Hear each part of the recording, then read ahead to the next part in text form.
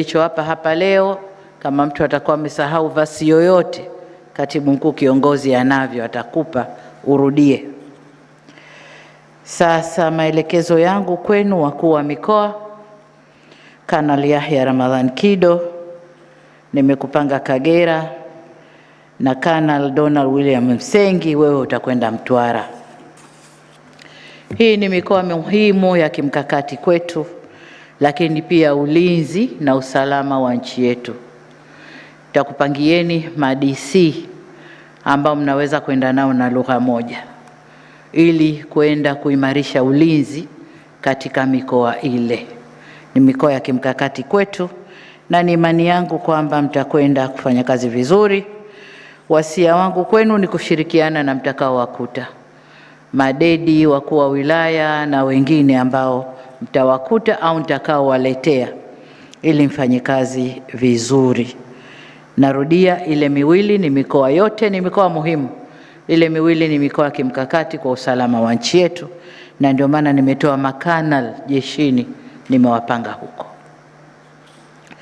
Kwa makatibu wakuu, Dr. Tausi Mbaga, mipango nimekuvisha kofia mbili, ni katibu mkuu wa mipango na uwekezaji, lakini pia ni katibu mtendaji wa tume. Madhumuni ni kwamba utakalolipanga huku na utekelezaji wa huku viendane sambamba. Viendane sambamba, mtu ni yule yule. Kinachopangwa ndani ya wizara kama sera, na unapokuja kwenye utekelezaji kitu ni kile kile, unasimamia pale pale. Na ndio maana Dr. Msemwa naye nikampeleka uwekezaji ili naye akasimamia uwekezaji. Kuna pangwa dira, policy na mambo mengine, utekelezaji kutushushia mipango ndani ya tume, na bwana Msemwa ni mtekelezaji kule uwekezaji. Nataka mkaimarishe usimamizi wa utekelezaji wa mipango ya taifa, na eneo hili ndilo eneo la utekelezaji wa dira yetu. Na kwa bahati nzuri nyewe wenyewe ndio mlikuwa wasimamizi na waandishi wa dira ile. Kwa hiyo mnajua kiliomo, mnajua nini cha kwenda kufanya. Nachotaka kuwaambia katika utekelezaji wa sera na mipango mliotushushia kupitia Waziri Kitila, tunako kwenda mbele kuanzia nadhani mwaka wa fedha ujao tunapoanza kutekeleza dira. Tumesema katika utekelezaji wa shughuli za uchumi, serikali itawajibika 22%, private sector 70%, na mashirika yetu ya umma 8%. Nataka mkafungue, kwa sababu private sector kwa hivi tulivyojitia makufuli haitakuja. Tunazungumza PPP, lakini sheria zetu zina makufuli. Nataka mkayafungue makufuli. Wale wa private sector waje wawekeze nchini, ndipo tutakapoipata 70%. Mmekuwa na mimi kwenye safari zangu za nje, mmekuwa mkinisikia ninavyoahidi wawekezaji, na mmeona hamu ya wawekezaji kuja Tanzania. Sasa wasije halafu tumwafungia mlango. Hapana, nataka mkafungue wawekezaji zije, FDI zije nchini, tuweke vitega uchumi hapa ndani ya nchi na taifa linufaike. Kwa hiyo ni kwa upande wenu, lakini kwa katibu mkuu, makatibu wakuu wengine ni ndugu Matarajio. Kuna siku nilikuapisha nikasema wewe ni spare part yangu. Kwa hiyo kila ninapoitumia spare part wewe usishangae. Sasa nimeona nikutumie kwa katibu mkuu upande wa gesi na mafuta. Tutakwenda kusaidiana na Feli yuko. Feli atasimamia nishati, kwa sababu katika dira yetu, katika ilani yetu tukifika 30 tunatakiwa kuwa na megawatts ngapi Feli? 8,000. Hiyo ndio kazi yako. Tukitumia jua, tukitumia maji, tukitumia thermo, tukitumia nini, wote huko mbele nataka zile megawatt 8,000 ziwe zimepatikana. Na kwa maana hiyo Matarajio unakwenda kusimamia gesi na mafuta. Mambo yote yanayohusu gesi na mafuta mimi nitakukaba wewe. Kwa hiyo hayo ndio mambo yako. Anayefuata waziri.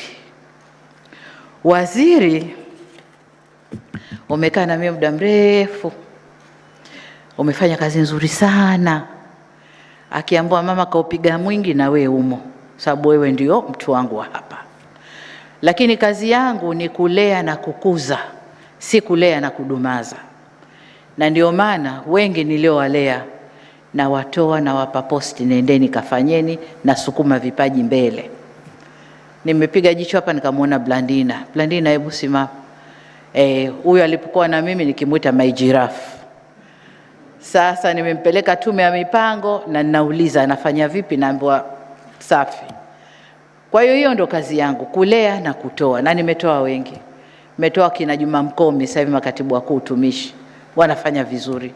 Nimetoa kina Felista, nimetoa Magoti DC, mnakisikia huko kina Nguruma. Kwa hiyo kazi yangu mimi kama hatchery, nalea halafu na watoa, nendeni kakueni. Kwa hiyo babangu, nimekupeleka ukakue. Lakini jengine, unajua ninachokitaka. Umekuwa na mimi kwa muda mrefu, unajua ninachokitaka. Kashirikiane na waziri wako. Waziri yuko? Kashirikiane na waziri wako. Nataka viwanda. Baseline yangu ni pale alipoacha Jafo.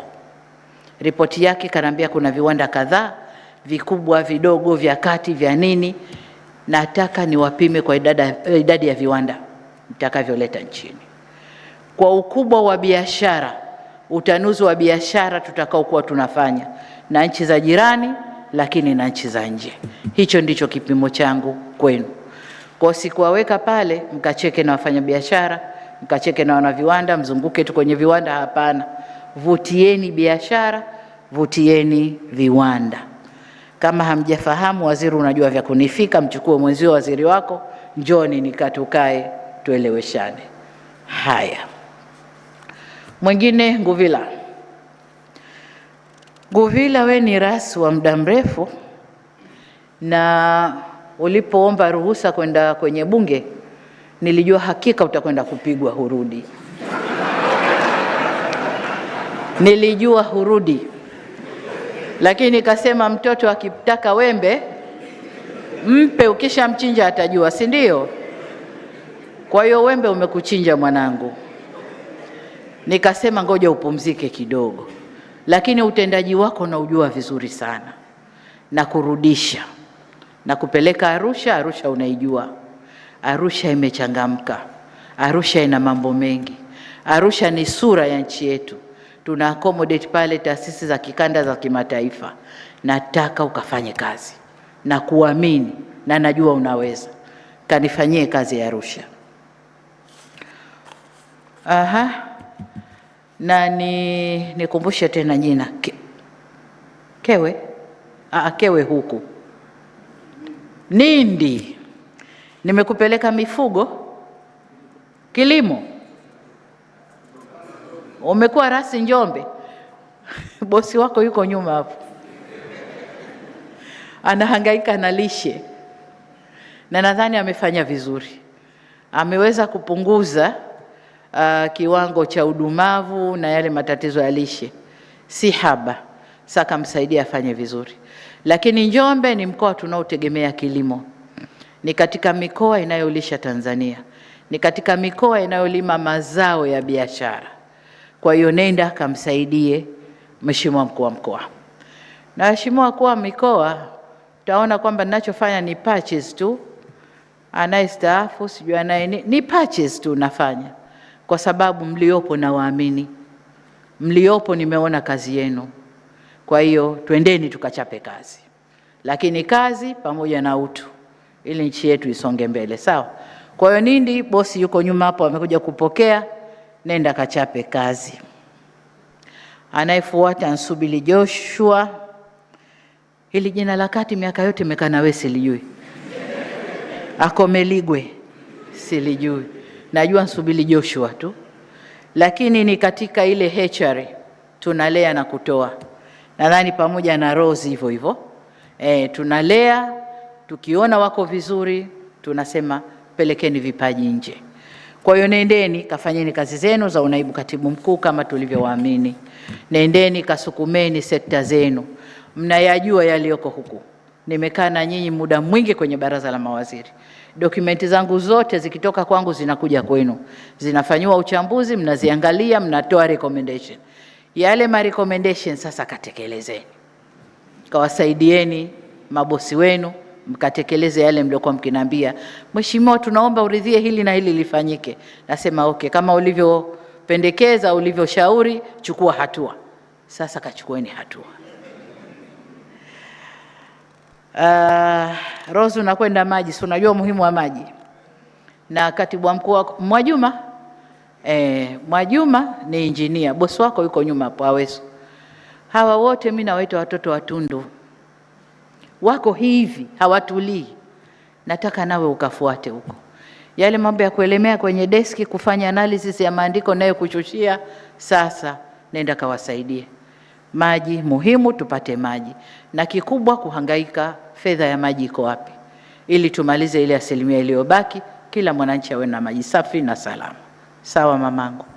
Haya, Luvanda. Hivi Luvanda nimekupeleka wapi? Mazingira. Wewe ulikuwa balozi muda mrefu, kwa hiyo umekuwa ukiasikia yanayosemwa. Umekaa India, umekaa Japani, umekaa wapi tena mwisho?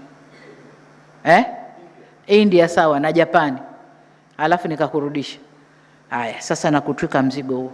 Masauni yuko? Yuko naibu waziri wako yule pale, nenda kawasaidie. Kikubwa ni carbon credit. Pesa nyingi tunanyang'anywa. Watu wetu wanapata, ukiangalia Tanganyika wanajisifu, tunapata mpaka 9 billion kwa carbon credit, lakini wanaweza wakapata hata 20 billion.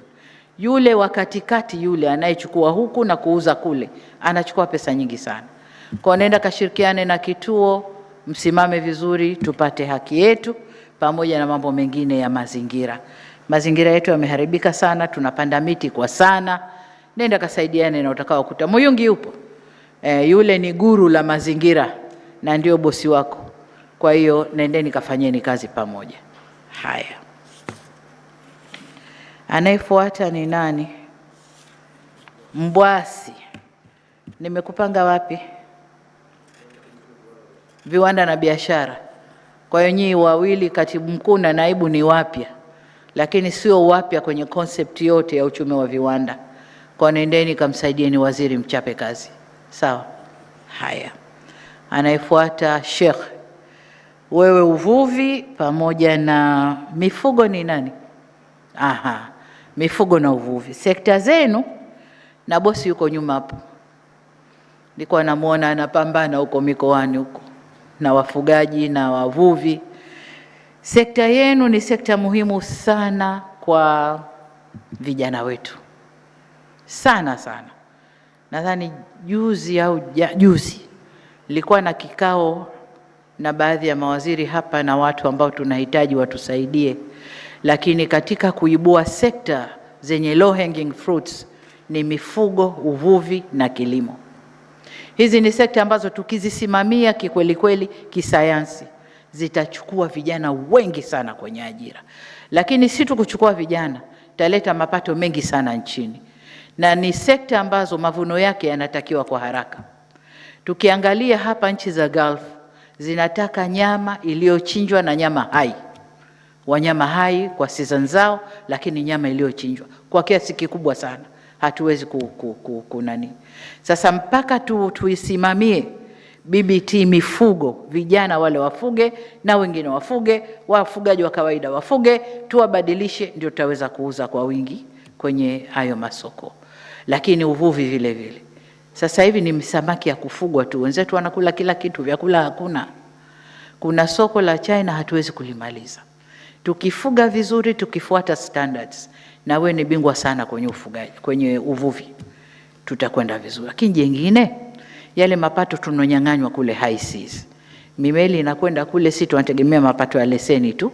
Lazima tubadilike sasa. Tubadilike na tujue wanachukua nini, na lazima wa process kile wanachokichukua, lazima wa process ndani. Kwa hiyo tuende kutoka na mabadiliko ya sera, mabadiliko ya sheria, lakini lazima tusimamie sekta zifaidishe taifa letu. Sawa? Haya. Nikitoka hapo bwana, viwanda vingine. kuna operation ya viwanda vya dawa. Kipimo chako ni kuifanya Tanzania ijitegemee kwa 60% ya zile dawa tunazoweza kuzalisha. Najua waziri yuko hapa, yuko. Najua kuna kazi imeanza kufanyika ya viwanda, nenda kaisimamie, lakini muelewe wanaowekeza ni kina nani. Kuna watu wengi wanahamu kuja Tanzania, wanakwamishwa ardhi, wanakamishwa na ukiritimba wetu. Nataka ukasimame, viwanda vya madawa vijengwe humu ndani, vijengwe na tujitegemee. By 2030 tujitegemee kwa 60%. Sawa? Haya, utasemwa mengi, sijui wa Crown Radio, sijui wa Crown nini. Sicho nilichokupelekea. Najua unaweza kusimamia viwanda vya madawa, wawekezaji, nenda kasimamie. Mifugo nani tayari? Kewe, naibu katibu mkuu wapi? Tume ya mipango ya kwako nimeshasema, pamoja na mabosi wako wawili wale pale. Na wewe si nimekutoa mle ndani, nimekupandisha, ndio? Au nimekutoa nje nikakuleta? Private sector, very good. Sasa ile mawazo ya private sector, corporate thinkings, nenda kasaidiane nao vizuri. Hata Tausi alitoka private sector, tumejitahidi sana kumbadilisha awe mserikali, kabadilika, lakini hajalewa sana. Na wewe umetoka private sector, nendeni katupangieni yale mnayokaa kututeta kule nje kwenye private sector. Serikali ingefanya hivi, ingekuwa hivi. Serikali sasa kafanye sawa. Nenda kakae na uongozi uliopo, peleka mawazo ya nje, tuikuze tume yetu ya mipango, iwe na ufanisi na kila kitu. Halafu wa mwisho, Kaguti, nakusudia kukupa mamlaka ya nchi hii kwenda kuiwakilisha nje, na utakapokwenda kule wewe umeibeba Tanzania yote mgongoni kwako. Kwa hiyo nadhani ukitoka hapa, naibu waziri wako yuko hapa, waziri nimemtuma, huyo hapa, wataenda kukupeleka chuoni. Nadhani kuna crash program ya wiki 2 sio au 3. Baada ya hapo watakuwa wamejua kituo chako ni kipi, wanakwenda kufundisha ubalozi kwanza. Lakini wakati mwingine ubalozi mimi huona kama mnafanya uvivu, make zile protocol, ufundishwe sijui kifungo ufungeje, vifungo sijui kidole kikaeje, sijui ukikaji wa meza ufanyeje.